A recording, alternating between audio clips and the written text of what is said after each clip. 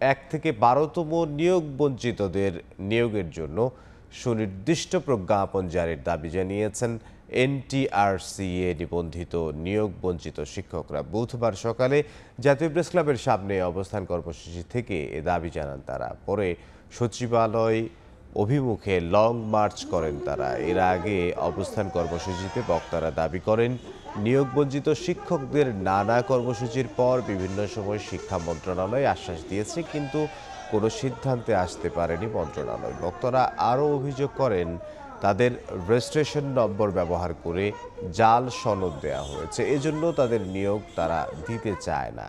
এতে তাদের দুর্নীতি ধরা পড়বে। এখন তাদের একমাত্র চাওয়া 1 থেকে 12তম নিবন্ধিত নিয়োগ বঞ্চিতদের নিয়োগের জন্য সুনির্দিষ্ট প্রজ্ঞাপন জারি করা।